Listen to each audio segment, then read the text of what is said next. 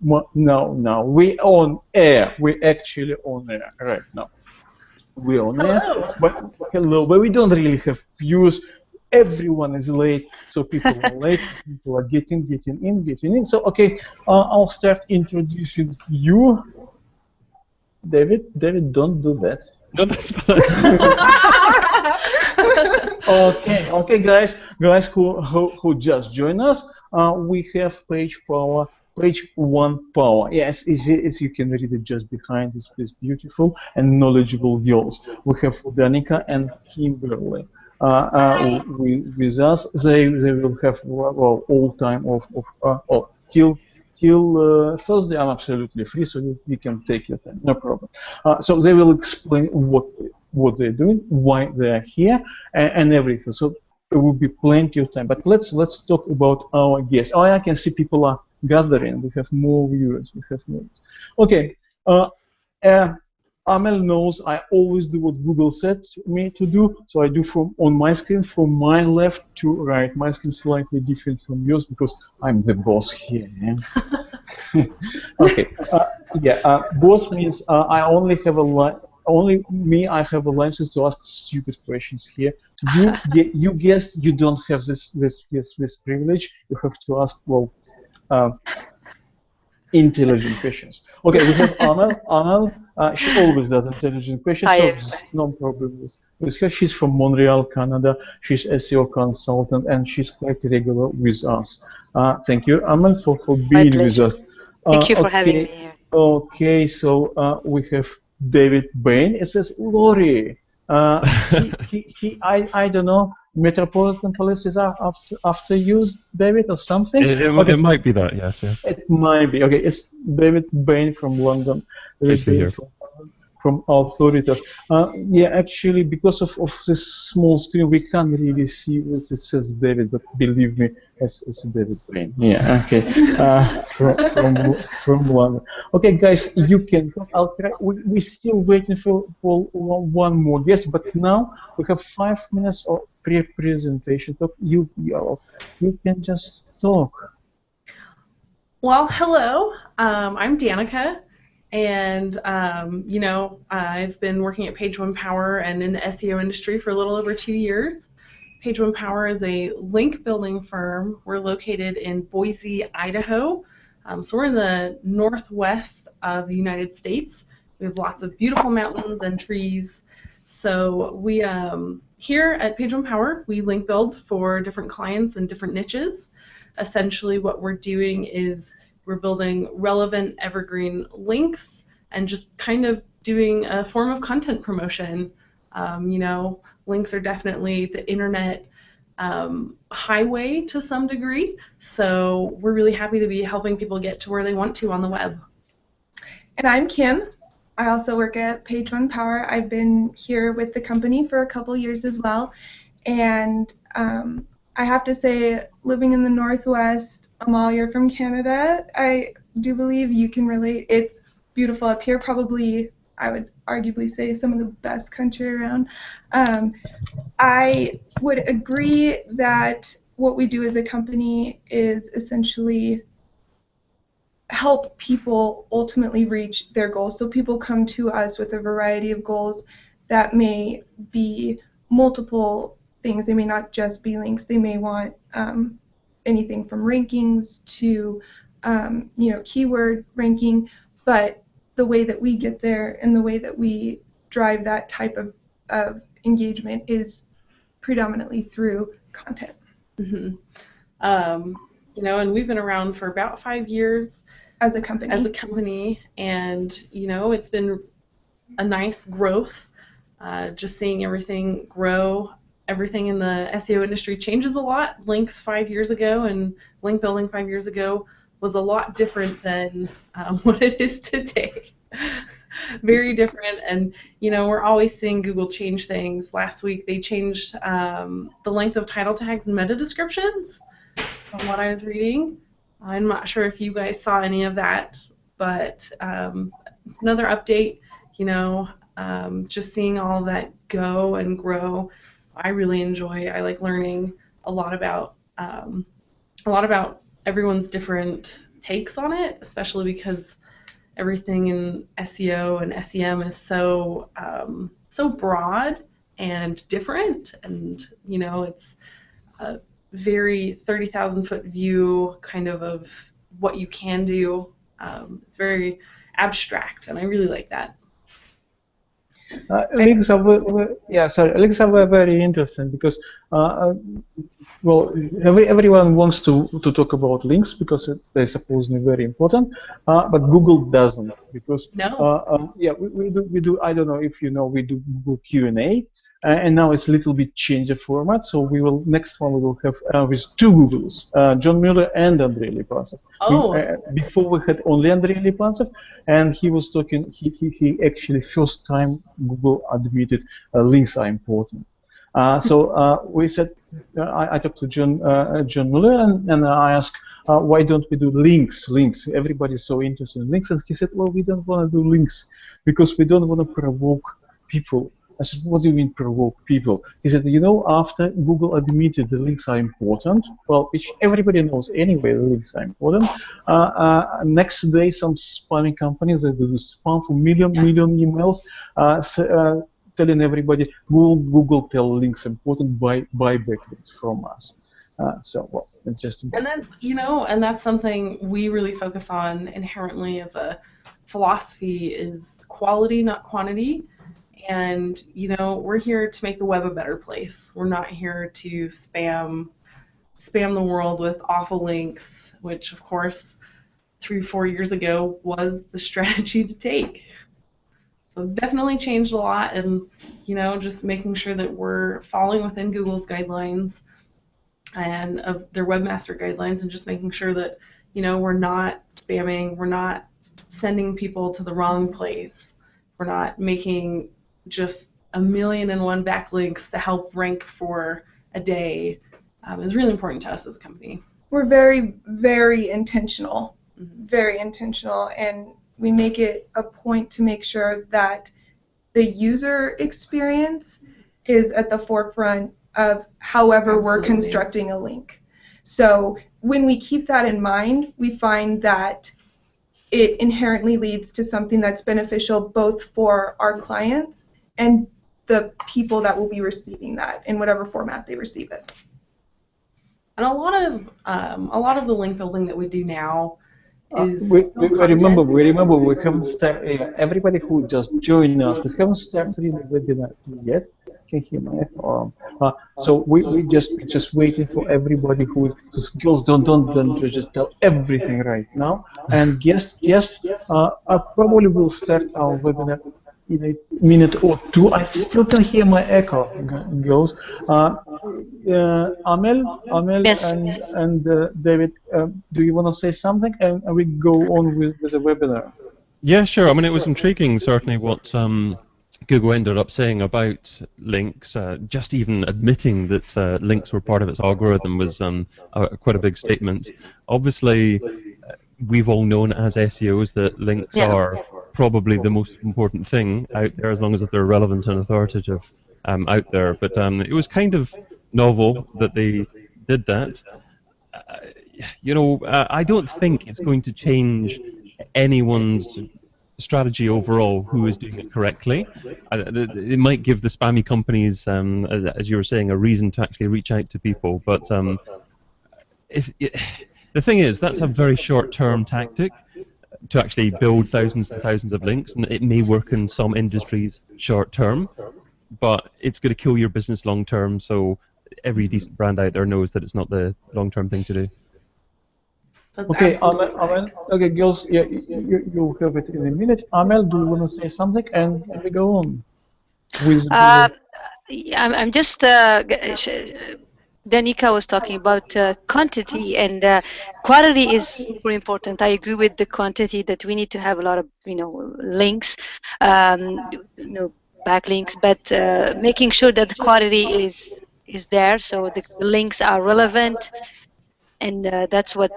Actually, it's not something new or anything else. Even if Google, like they say it openly, they've been saying that backlinks were important since the beginning. So I don't know why it's like surprising or anything like that. It's if you read the webmaster guidelines, the foundation of SEO is there already since Google started. So I don't know what's the fuss about SEO. It's really nothing that I don't know, that rocket science or anything like that. It's anyways. We have a start webinar where we already have a question from public. I'll put it in a chat. If somebody wants to answer, fine, but you have to read it out loud for sake of public. They can see. Yeah, we have more questions on a slide, but I guess we're gonna start with yeah. Okay. Yeah. Well, we're talking about echo and everything. Okay, girls. It's all yours. It's all yours. You go ahead, and the questions will be appear from time to time. You decide if you're gonna answer them straightforward or later. Okay. It's all yours. I'm switching off my microphone. Sounds good.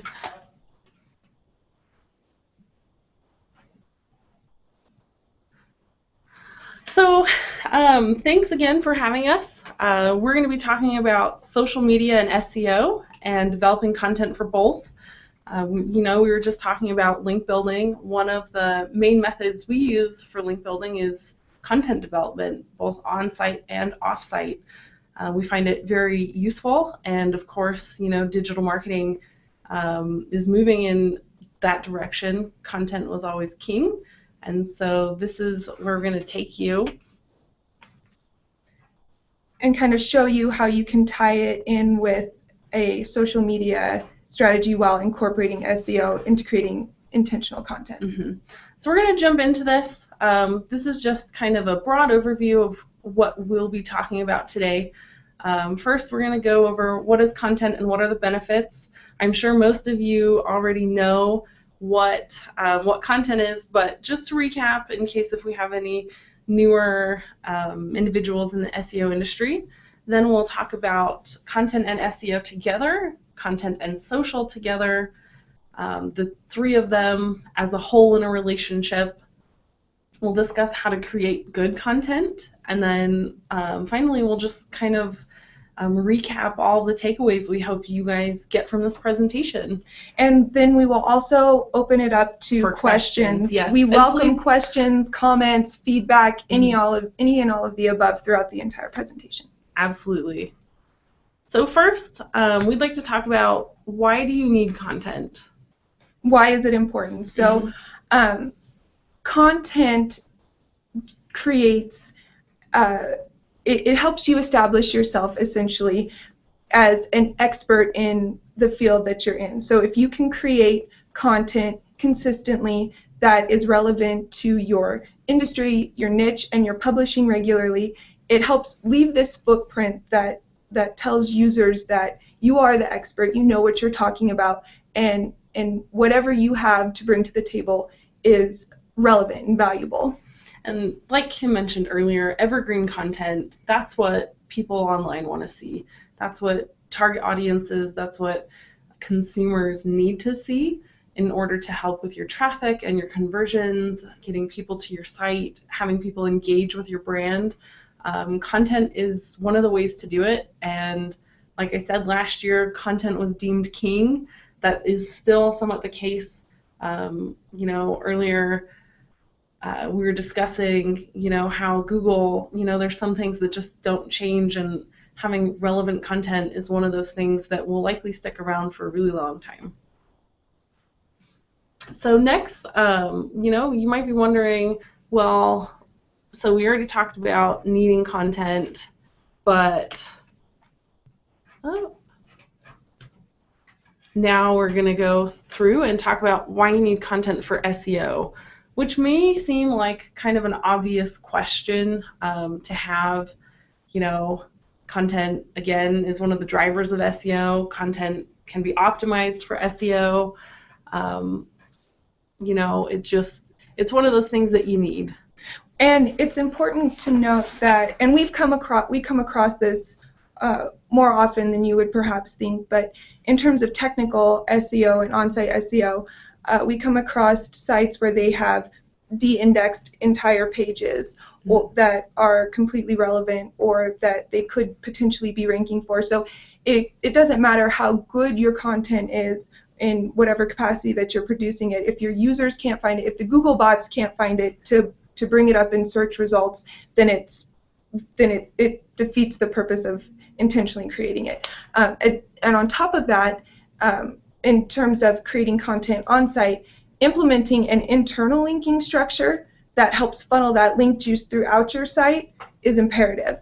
It's a way to perhaps introduce readers to your target pages without being overtly promotional and advertorial in your link building efforts. And looping back to why do you need content for SEO, you can't just rely on being mentioned online, someone typing in your website for people to visit.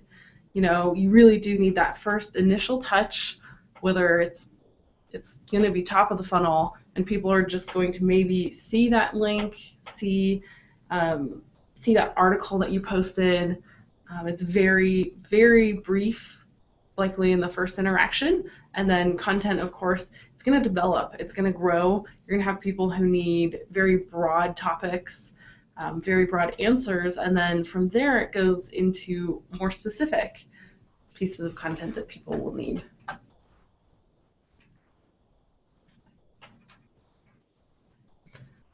So considering, we've already talked about needing content for SEO, but where does social media come in? Why do you need content for social media? Social media, you have to have something that's there to share. Social is engaging with your community. Social is making sure that people can see what you're doing, but you need that content, whether it's visual, whether it's web copy. Videos are great, humor is great, but you really do have to have that because that's how you're going to push out that information. That's how you're going to build the trust that you need with consumers. Content is the way to do it. And it's important to note that the content that you use or leverage through your social media platforms will not always and most often should not look exactly like what you're posting on your website. You might occasionally share an article, perhaps, or you might mention something from your site, but what you should be doing is perhaps like retweeting industry leaders or engaging in discussions. Social media content looks marginally different than what you create yourself or perhaps what you create for link building, but it's just as important, and it ultimately creates those relationships that could potentially allow you down the road to perhaps write an article on a site for an industry leader or something to that effect. So, why are each important in regards to one another? So we're not going to go over this entire graph with you. We're going to kind of sum it up. We don't want to bore anyone in the audience, but it'll be here to refer back to later. But each of these have an impact on the other. One of the main things that we see is, for SEO, there are certain things that you have to have. You have to have links. You have to have content. You need keywords in your content. You need to have an optimized on-site and off-site content strategy. And SEO is for crawlers. Like Kim said, it's for Google bots. Whereas social, it shares links. It has trending keywords. It shares the content you're creating. You have organized feeds so that you're engaging with the right community, whether it's your target audience, whether it's consumers. We also, social is for friends. Social is for those people around you. And then content, of course, you're building links through content. You're building keywords and using your keywords in your content. Content is content, and it has the great capacity to make a wonderful user experience and customer journey. It really is for people. Right, and the way that they all play into each other, I think that it's pretty common knowledge that SEO and content have a unique partnership in that they mutually benefit each other.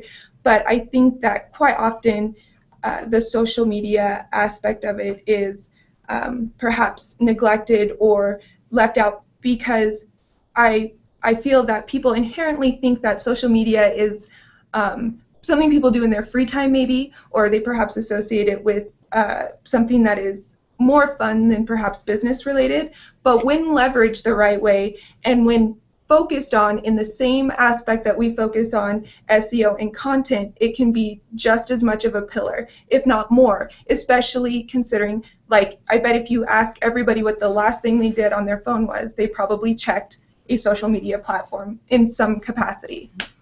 Or, you know, they're reading things online. A lot of what we talk about in terms of link building, we have a very targeted, integrated focus, but, you know, you have to be intentional. You have to consider when you're building content, whether it's for third-party blogs, where you're a guest contributor, or whether it's for your own site.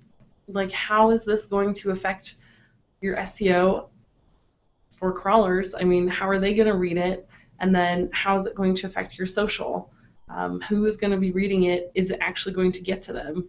There's no point in building content or building quality pieces of content, whether it's videos, you know, tweets, images, if no one's going to see it. Pull this up. So then from there, you know, how do you create content for SEO? Kim touched on this earlier, but creating content for SEO, you really have to keep in mind the different keywords that you're going to be using. You have to know your audience, and you have to know how they use the web. One thing that we always talk about internally here at Page One Power is building out a audience profile and a consumer profile. You need to know who wants what, how they're going to be seeing your site, how they're going to be searching for your product or service. Building that portfolio out and knowing exactly what they want to know is how you begin to create content with SEO in mind.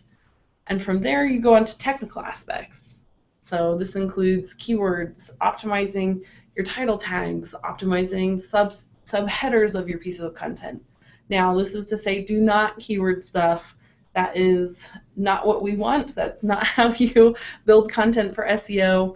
It's definitely something, it's very fine-tuned and very, like I said, intentional.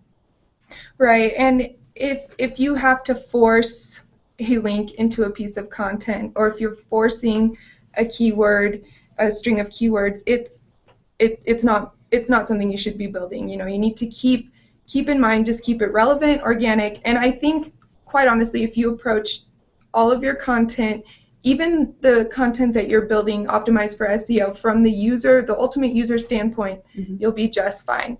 I will say, though, again, I would like to bring up optimizing or creating content optimized for SEO to include an internal linking structure. I think that's something that is just quite frequently overlooked on many blogs, because it's something that I think is easy to forget. So if you internally link to those key landing pages, then you're doing yourself a huge favor by funneling that link juice to perhaps product pages or target pages that are less organic to build links to. And on that note, you know, you're sending authority to a piece of content that you believe is going to help your readers, and that just jumpstarts it getting out there, jumpstarts crawlers seeing it. It really just, it's a nice little bump. It's like putting gas in your car. It just keeps you going.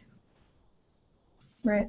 So given that, now how do you create content for social?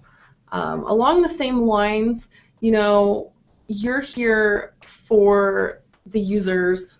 Social media should be one of those platforms where you shouldn't really have to reach to make sense for your users or your community. It should be very, very straightforward and very easy to just share out your content. Content, you know, having a piece of content go viral is always one of the goals we see come across from our clients, and that's not always the best way to go about content for social media. Yes, absolutely. If you can get something to go viral, that's awesome. That's great. But what we oftentimes see is if you pop into analytics, people who have content that goes viral, you're not actually getting your target audience. Right, it's clickbait. It's clickbait, exactly. And that's a good thing. I mean, you're getting new eyes on your site, but content for social, it has to be very, very user-friendly and very interesting. How-tos are one of the great things that you see all the time, but Kim, maybe you want to elaborate on creating content for social. Right. Well, I think that it's also important to note that if something goes viral for an unnatural reason, that's going to be evident in your Google Analytics. You're going to see that in your bounce rates. You might get traffic or visits to your site, but it's not what you're looking for. Again, I view content for social as something, I view social as a place to engage with people, to be social with people. So content sharing to me is maybe taking a quote from an article that I read by somebody that I view as an industry leader, and taking out, maybe trying to start a discussion, engaging with them, maybe sending, liking their post or commenting, this was great, the insight was exactly what I needed to know for this particular facet. And then eventually it will lead to, maybe you can share out articles and all of a sudden people are commenting on what you're saying, they're taking quotes from what you say, but it takes time. You really have to establish yourself. It's not something that happens overnight. It's not something that's instant gratification. If it's happening instantly, I can almost promise you you're doing it wrong, or there's something that's fundamentally not right there. And again, when you're creating content for social, think about the community online that you're targeting, your community who's searching for terms in Google. So maybe how to get gum out of your hair. And they're on social media, they're going to be looking at posts where it's things all girls with long hair know. It's not going to be the same type of searches. It's going to be a little bit different. So even though you can have the same piece of content that works for both of those queries per se, it's just going to be a little bit different with how you push it out and how you optimize it. Content for social can be optimized. You just want to make sure that it is something that lines in well with trends, that lines in well with the target community you have. Things like Facebook and Twitter. Twitter has Twitter analytics. Not a lot of businesses that we see come through know that, so they can see what types of tweets are doing the best for them. Facebook has targeted posts that you can use as a business. All too many times we see people that just publish things, and of course the only people who are going to see those are people who like your posts, as opposed to the people you are hoping to see your posts. Right, and it's important that, again, even with social media, that whatever you do it intentionally. You want to make sure that there's intent behind it, because social media is live and there's usually a date stamp, so it's hard to backpedal if you make a mistake. Exactly. So some of our key takeaways for everyone out there: content canon should be used for search engine optimization and social media purposes. You definitely, when you're building content, should have those in mind. Right, and of course you want to make sure that on-site and off-site content development, social media, and SEO are all on equal footing. So I mentioned before, I think it's not uncommon to find that social media is kind of put on the back burner, but that's, I think that that's something that we can definitely put a little bit more attention to and kind of bring it up to the same level and the same dedication that we give SEO and content development to. And overall, you can make the most of your marketing campaign when you leverage content in relation to all of the tools you have out there, whether it's your blog, whether it's someone else's blog, whether it's social media or link building or SEO. I mean, today, content is all about the customer journey, and social media and SEO help with that customer journey. And you really just want to make sure that people are getting where they want to be, people are getting the information they want to see, it's resourceful, and all that leads to engagement, all of it leads to traffic, conversions ideally, if everything else on your site is set up. But that's what we hope you guys take away from here. Are there any questions? It I looks see like some. Right. So go ahead and read the question out loud just so that everybody has a chance to. So I see, how do you get the right audience to see your content on social when you share it? So one of the ways that we optimize content, of course, you have to know who your audience on social is. There's a lot of really neat tools out there. One of my favorites is Hootsuite. Hootsuite will, it takes internal apps and you pretty much just connect all of your social media accounts to it, and it'll show you what target audience is interacting with your page the most. And of course, if you go through analytics, determine which platform you get the most traffic from, you can then correlate that with the information from Hootsuite, and you can go from there. One of the very first things that I look for is the demographic. So some clients, maybe you have a luxury boating client, you know, one of the most likely target audiences is going to be wealthy males that are above the age of 55 that maybe live on the coast. So that's the type of information you can get in order to target your individuals on social media, and then the more that you can create content that addresses some of the concerns they might have, or if you're on Facebook, you know, they have targeted ads. So what you can do is anyone who's liked your business page, you can dictate a gender, an age, geo-specific location that it'll then target any post to. Right, and so to Danica's point, her first point was that you create content relevant to what your audience wants to see, so that when they're searching for it through the various platforms, it comes up. But also a great way to leverage Twitter and Instagram is to use hashtags. So if you use hashtags when you publish like a particular title, if you were to push out a title or something like that, people search the hashtags, again, relevant to your audience, and then it would pull up with your post relevant to what is under that hashtag. Okay, so next question, do you have a recent success you've used on social you'd like to share to inspire the listeners to jump into the social pool for content sharing and SEO? Right now, you know, we have a few clients, a lot of them are small to medium businesses, but one example that I think will stick out just with everyone who most likely saw it, at least in the US, you know, there was the Oreo, there was the Super Bowl blackout, so they lost a bunch of lights. I'm not sure exactly what happened, but Oreo took complete advantage of the opportunity to produce a quick piece of content, share it on social, and get a bunch of visitors to the site. Right, and so from that brief moment in time, people have continued to link back to it and refer to it.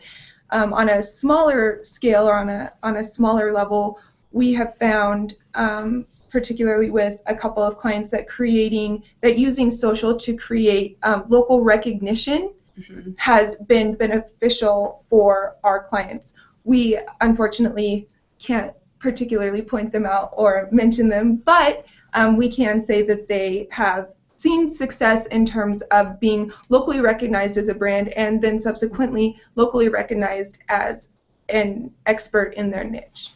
Yeah. Well, you don't have to tell who your client is, but you can kind of mention, oh, it's a big fruity water company, and it's not Pepsi Cola. So people can guess. David, if you want to ask questions, you don't have to use hypercomment. You can just use your microphone. Hi guys, great presentation. It was a lot of great content that you shared there. And it's always intriguing, I think, how different departments work together, because in the past, SEOs and social media people and content writers really sat in separate departments and didn't speak at all now, but now it's going to be absolutely imperative if you want to be successful in your marketing activities to integrate everything you do, understand what each other are doing, and plan everything ahead of time as well. So I mean, I was just wondering what kind of challenges have you seen with regards to the integration of the different types of marketing activities? That's such a fantastic question. I would say that right off the bat, one of the first things that comes to mind that I see as a potential challenge is that many companies, or I would say most, outsource at least one of these facets. Yeah. So you have one particular facet that's outsourced, whether it's content creation, whether it's SEO, or I guess you could outsource social media, maybe like a marketing outsource or something. But so getting everybody on the same page when you're not even maybe in the same state, it could be potentially quite challenging. And so I think the best part about this, though, is that this challenge is so like surmountable. Like we could overcome this, thankfully, because it's we've got modern technology in spades. So we could do a Google Hangouts, or conference calls even, or Skype. But I think that getting everybody together, like literally and metaphorically, is going to be one of the biggest challenges that companies could face. And one of the things that I see is most oftentimes, well, there's two things, I guess. Companies don't have the budget for one of the three things that we spoke about today, whether it's content, SEO, or social, and or the three different departments don't understand what the other is doing. So it's not necessarily that they don't want to work together or they don't have the opportunity to work together. They try to, but they're just disjointed because they really don't get, okay, why are we doing this SEO situation?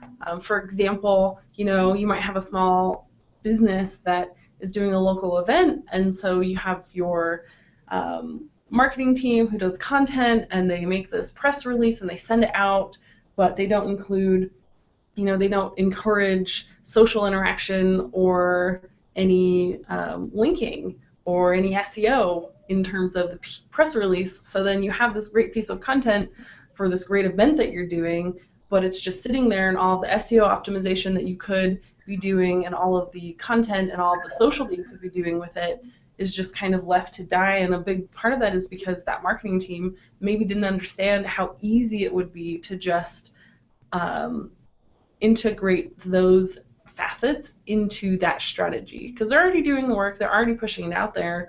That's essentially what social and SEO does, but it's just not incorporated as much. And then, going back to budgets, there's a way to budget to make sure that social content and SEO can all live in one house. I mean, you don't have to post a new piece of content every day to have a successful content strategy. You can have guests do content for you if you have enough traffic and a great business. So I think that there are challenges that people can overcome. It's just making sure that you address which challenges you are encountering, and then making sure that everyone's on the same page. Communication really is what's lacking a majority of the time.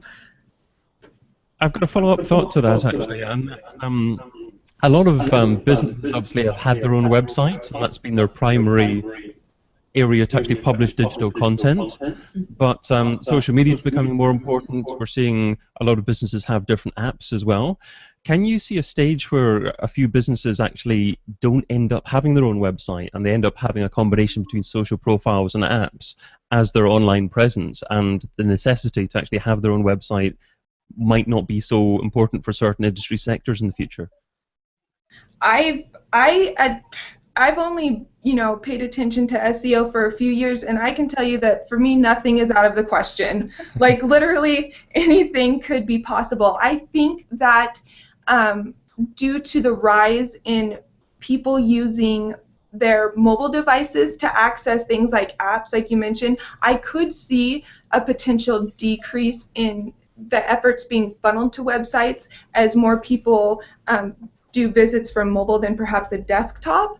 And I think that it would be interesting to see, it'd be interesting to have somebody do that. Like, I would like to see data behind that. I would like to see how that manifested itself. I know that BuzzFeed was a big deal for a long time because they don't do SEO per se. They do social, and then they have their content, so they're missing like that facet of it. So if you were missing like the website aspect of it, I'd be interested to see how if you can actually cut SEO out. I mean, you know, on that note, I have seen some, I read some blogs. I haven't ever actually tried this myself, but there are ways to optimize just in terms of search within like the Apple Store, just depending on how you set it up, right? Which of course, if you don't have your website set up, or you just aren't interested in having a website for whatever reason, you can't have one, but you do have a service that works really well with an app, you know, you just pop it in to make sure that you've optimized all of your app listings. I think that could be huge. And then of course you can always optimize your social profiles. There are ways to do that so that you're targeting your keywords and you're targeting different services and pages. And I think, I mean, apps basically cover almost all of the bases now. You can purchase things through apps and so on. So I think that it could absolutely be a possibility. I would see. Absolutely, you can optimize YouTube. You can optimize Amazon as well. Optimize anything. Yeah. Absolutely. We have another question. So is there a particular way you recommend to measure the success of social marketing campaigns? I think that's a fantastic question. I think that it is imperative to measure your success, progress, however you want to quantify it along the way in any of these facets, SEO, content, and then of course social. For me, I would measure personally, and please chime in with your thoughts, but the primary way that I would measure the success of social would be based upon engagement. So I think the more followers, the more shares, the more comments, the more, especially from people within the industry. So that would be my driving force, would be to increase engagement through metrics established relative to each platform. So followers, likes, shares, what have you, retweets, things of that nature. That would be the primary way that I would measure success. For me, I'm an analytics person. I really like looking into that stuff. So, of course, going through Google Analytics, if you do have a website, and just seeing what comes through there, I think is successful, because any engagement, they'll likely find their way to your site. And or, like I said earlier, all of the social platforms pretty much have analytics tools that show you your growth over time and how you're doing it. Twitter Analytics, it looks at your most favorited post, how many new followers you get. On that note, someone just asked about Black Hat social media. I think we're already seeing that happen. You can tell who has fake accounts who are following you. People, I've seen a few people who will auto-populate their posts, and they'll do it so that their posts come up every 10 seconds. So their Twitter account is just constantly posting, which of course is awful, because it's the same content, it's the same thing over and over again. It's not personal, it's not intentional. No one wants to see that. So why do they do it?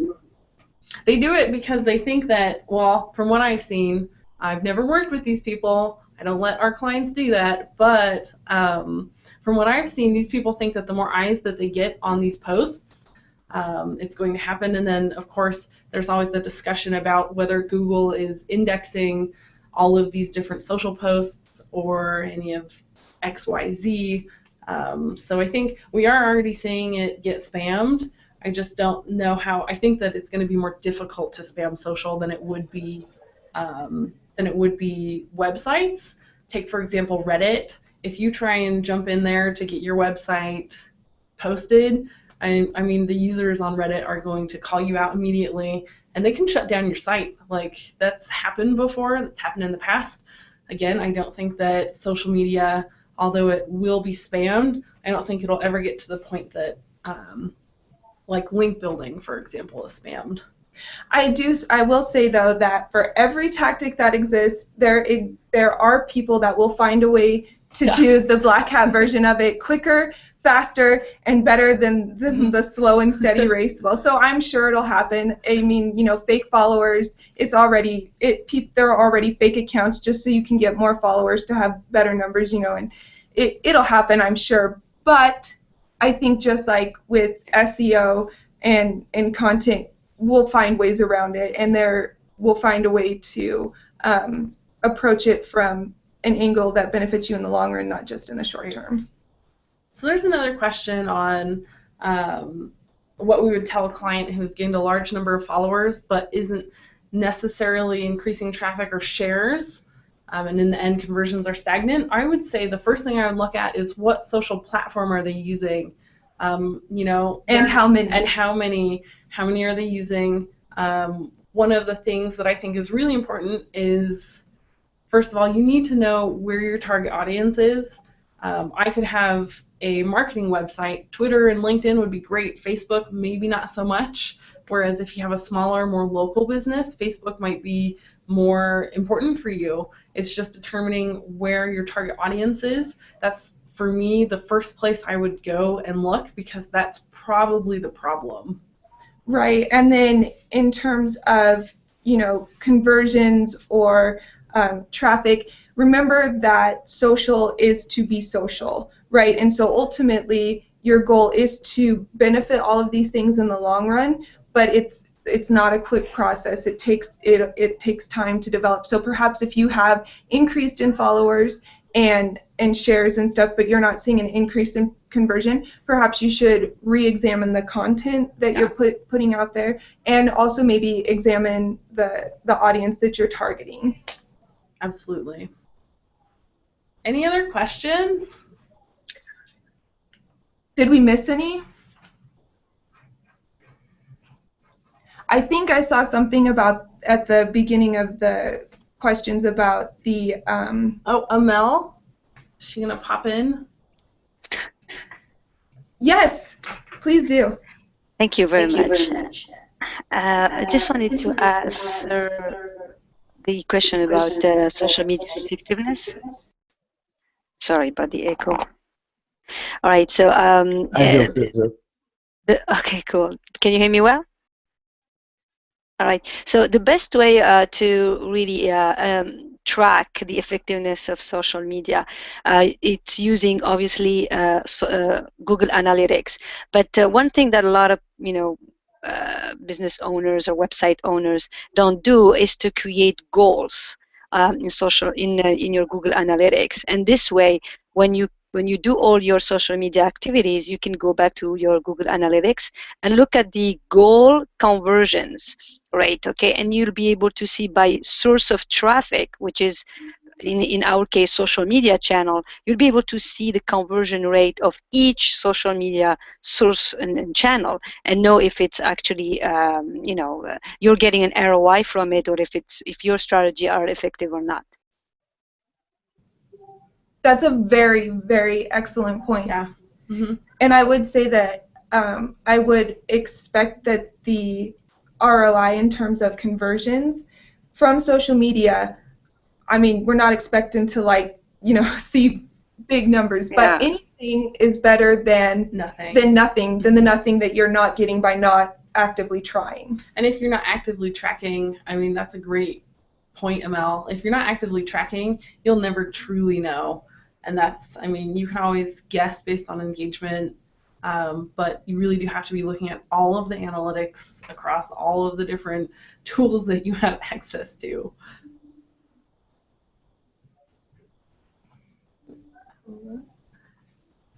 Do you think credibility plays a larger role in how well your content will be distributed?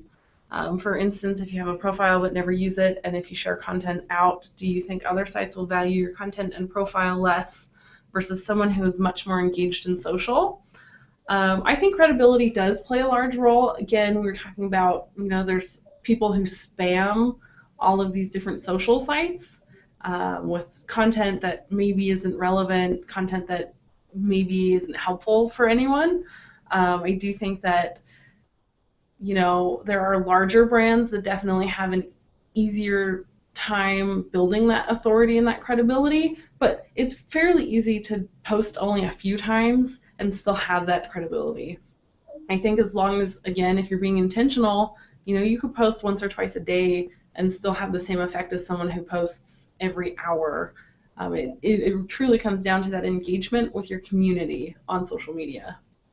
Right, and I think that it's relatively easy to establish credibility. It's just not instant. Yeah. So I think that if you didn't have anything established or any profiles, you could do that. It's not impossible. You just need to put the time into doing it. Right. Okay, guys, David, Amel, do we have more questions? I don't know. We have plenty of questions. We'll be closing to now on air. It's incredible timeline. You have to see it later, a little bit later. It's just a long. David, you want to say something? I was just going to say, as a follow-up to what the ladies were saying there, is that I was speaking to a social media consultant recently, and they were saying that they saw a much greater distribution of your content on Facebook if you interacted natively on the platform rather than actually use a third-party tool like Hootsuite. So if you use, I'm just using Hootsuite as an example, if you use some kind of social media dashboard and you publish your content on Facebook via that, then the theory is that you're much less likely to get that content seen by your followers. Is this something that other people have seen as well? I haven't seen it in practice, but I can see why that would be the case. I mean, again, when you're just posting from a platform, as useful as they are in tracking things and giving you insights into who you're targeting, you're still not engaging, and social media is all about engagement. And using a platform, you can tell a lot of times who is using a platform and isn't actually actively, responding to comments, posting by themselves, liking things. You can tell when, a platform can't like things for you. It's all real time. Well, and I think also that there is Facebook to me feels that it's a bit more, it appeals a bit more to the local business. Mm-hmm. And so in terms of that, the engagement should be a bit more organic and deliberate in terms of the types of posts that you're posting or the comments that you're making, because your target audience is a bit more specific, I feel. And just to add to this, actually the main reason is because Facebook wants people to stay on Facebook. So okay. if you're using a third-party tool, you're not on Facebook platform. So that's why they want people to go log in and then share from the platform itself. That's a great point, and I don't know if you've noticed, but when you click on links in Facebook, it opens it in like a window, but you're still ultimately in Facebook. When you leave that post, you haven't left Facebook. It's like the Matrix. You're still there, so. It's like AOL from 20 years ago. Yes. Yes, exactly. So this next question, if you're only tweeting 1 to 2 a day, how are you engaging with your community? I think that's great. I think engagement, it can be defined several different ways. One of the things that we talk about with clients is engagement. If you can't post every hour or every 2 hours, that doesn't mean you can't engage with people. Posting 1 or 2 times a day and doing that every day, you're still building that frequency, you're building that credibility, you're using your assets and your efforts in a manner that doesn't just drain you. If you don't have the money or the time to be on social media posting every hour, I wouldn't recommend it. You have other facets of your marketing strategy that you should be focusing on as well. I think that, again, engagement, it depends on what niche you're in, what you define engagement as. If you have someone who's posted every 6 months, getting them to post every day, whether it's once, twice, 3 times, is better than nothing at all. Right, and I would say as long as you made those 1 to 2 posts deliberate, intentional, targeted, then you're better off than just not doing it at all. Yeah, and Amel brings up a great point. Engagement is conversing with your community, answering some of your followers, some of your tweets, participating in discussions. That's such a great point. You need to, so I think, again, this is another facet that could potentially be overlooked and often is. If someone comments on something or if someone shares something that you've posted or likes something, make sure to engage with them. So if someone posts a comment on your site, reply to the comment, or if someone shares your post, favorite it or like or mention it or something. That reciprocity is key to creating everything that is social media. So this next question, what tools do you ladies use for tracking social, since Google Analytics is limited unless you're not using UTMs? I think it depends on what you're trying to track. For me, a lot of the campaigns that I work on and work with, we're trying to figure out what content posts do best for our clients. How can we gain that visibility that they need to see? And so for me, personally, I directly go to that platform. Like I said, a lot of the platforms out there, like Twitter, Facebook, they have those analytics. LinkedIn is a little bit trickier, but they have those analytics that takes a look at how people are engaging with you. One of my favorite things in Twitter analytics is it shows you how many new followers you gained and then how many you lost, which I think can be a really nice indication. I had a client once, they posted something that wasn't necessarily the most neutral post ever, and we saw a pretty noticeable decrease in the amount of Twitter followers they had that month. So I think also just a good tool to use in general is BuzzSumo. BuzzSumo is nice, yeah. It's a fantastic tool to leverage, particularly in terms of, seeing what type of content people are engaging with, how it's being shared and leveraged, and it breaks it down for you very nicely. So I highly recommend checking out BuzzSumo just in terms of integrating that with content and social media. Yeah. I have a follow-up question about BuzzSumo, actually. Okay. Okay, everybody says BuzzSumo is great, everybody use BuzzSumo. Okay, what else? What, for example, if you want to put in the same room, same webinar room, BuzzSumo, and say 2 more tools, which one would you choose? Just as close to BuzzSumo as possible, so that they could talk and, I don't know, eat each other? Right. That's a great question. So, and not like counting the Google Analytics portion of it, or discounting that and using 2 separate ones other than that? No, let's discount Google, because it would be difficult to put Google with in the same room with anybody else. So just it's a practical question. No, it's a very fantastic question. So I would say probably BuzzSumo, Hootsuite, I would say for sure. And do you have another one that you would contribute to the mix? It's so hard. There's so many. There are so many good ones. It's really hard to kind of narrow. Okay, I'll narrow down the question. I already have Moz, Agree, and BuzzSumo, and I'm looking for a 3rd one. I really like SEMrush, just in terms, there are ways, it's not as social oriented, but you can check out and see which pieces of content you're getting ranking the most, and I think that can also be pretty indicative of what types of content your readers want to see. So one thing that you can do is you can look at pages and how well those are doing. They just added that section, but it's not, like I said, they have some aspects of SEMrush that you can apply to social. It's not necessarily directly social, though. Okay, so do you think SEMrush would be a good one, 3rd one? BuzzBundle. I've used BuzzBundle too. That's a good one. I don't like. There are definitely aspects of BuzzBundle that pops up because it pops up the feeds in it, and you can directly save the information. So that's great. The one thing, I only use BuzzBundle as a download, and the less things I can download to my computer, the happier I am. But it's also great. The profiles, yeah, you can track using profiles. So, nope, great input, Anton.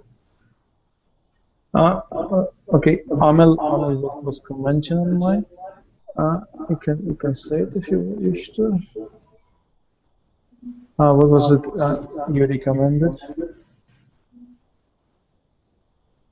It was Buzz Bundle. Yes, Buzz Bundle is, yeah, that's pretty good. Lots of buzzes. It's all the social buzz. Right. David, what about you? In terms of social media, I don't use an awful lot in terms of distribution. I use BufferApp a little bit as well, just to distribute a bit of content. Only 3 tweets a week, actually, but the rest of it is native integration. I'm actually going the opposite way now. I'm trying to focus on quality of relationships and, identifying, not a crazy amount of people, maybe between 20 and 100 people or so. The problem with these big enterprise level social platforms is, to a certain degree, they encourage you to try and actually build up lists of thousands of potential contacts, and you're never actually going to build a proper relationship with these people. And the people that do, your competitors that do have the relationship with these people, they'll always end up going to them rather than you. So I think if you want to give yourself a realistic chance of actually getting long-term business, then it's about proper relationships rather than actually fake relationships with thousands of people. Okay, guys. Yeah, I have to, girls, you have to unmute yourself because it was all echo because of your arrangements, unfortunately. So every time you talk, you unmute yourself, and when you don't, just mute yourself. Okay. Otherwise, we will all have echo. Okay, I'll check if we have more questions. I don't think we have more questions from audience. We've been about 1 hour on air. Guys, if you do have more questions, guys who are watching us, shoot now. Difficult question, girl. Yeah, very often people get a bit slow. Well, not slow, but yeah, well, they will get questions later. How can they approach you? Feel free to shoot us an email. I'll pop into the comments and say hello, and of course, always reach out to our website and fill out the web form if you can't reach us via email. Kim, okay, so email would be the easiest one to reach you. Okay, I'll check again if we do have more questions. No, we don't. Seems to be we don't have more questions. There are a lot of comments about SEMrush and everything. So a lot of people will like SEMrush for some reasons. Might be for all good reasons. I mean, I didn't say anything. Yeah, okay. Okay, girls, we've been 1 hour. Seems to be there is no more questions. Well, not immediate questions. Thank you very much. It was very interesting, very alive. I thought it would be the first time I would be facing two speakers in front of me from the same computer, but we had a conference on Friday last week, and Eric Enge and Mark Traphagen. And what happened? They're supposed to be on 2 different screens, but just before the conference, connection on Mark died. Which is funny because they're just next door office. It's the same company. Yeah, he just moved to next door, and they were standing behind the same computer. So you didn't make history. But you made very, very good and awesome, absolutely awesome webinar. Okay, you can unmute your mic. Thank you very much, and thank you everyone. Thank you. Thanks, everyone. Thank you for having us and for engaging with us. We appreciate the opportunity immensely. It was fantastic. Yeah. Okay, thank you, girls, and thank you, Page One Power. Thank you, Amal. Pleasure. Thank you, David. Hello, hello. It was good to be part of it. Yeah, thank you very much. Yeah. Okay, great. So we'll have another webinar this week. Thursday is on Rand Brain. You guys can be a guest if you want to on Rand Brain as David Harry and Doc Sheldon. Rest of you who's watching us, you can watch it. If you want to be a guest, shoot me an email. I mean, who's watching us as Thursday this week. David, you still do this show every Friday? What I'm doing is I'm not doing it quite so often as I was. This week in organic, yeah, I was doing that every Friday at 4 o'clock. I've just interviewed. 4 o'clock London too. Yeah, okay. Yeah. Not everybody's Yeah, from yeah, London here. good point. Good point. Absolutely. 4 p.m. British summertime at the moment. I am doing it next Thursday actually. I may get back into it more on a weekly basis. But I've been doing another project. I've interviewed another 14 top SEOs on their thoughts on SEO in the future. So I'm doing different projects. So it's difficult to do absolutely everything. So I'll get back to it more in the future. So it's even more difficult to keep track on you. Yeah, so you're doing so many things. Yes. Amel, are you still doing Yes. your blog? Yes. Extremely late. I took part once and it was 3 a.m. Sorry about that. Yeah, I Okay, know. tell We us about it. have we have it every Friday at 7 p.m. Eastern time. Yeah. 7 p.m. Eastern time. Yeah, 7 p.m. Yes. Eastern time. Okay, we have people from Singapore to West Coast here, so well, you have to tell the time. Okay, so girls, thank you very much. It was absolutely great. And if you decide to do it again with us, yeah, just shoot me email. We'll arrange something. I don't know what format it's gonna be. Okay, thank you everybody who were watching us.